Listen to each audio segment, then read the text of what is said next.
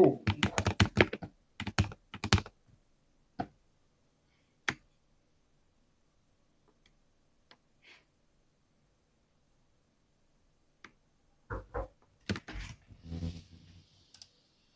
，Really?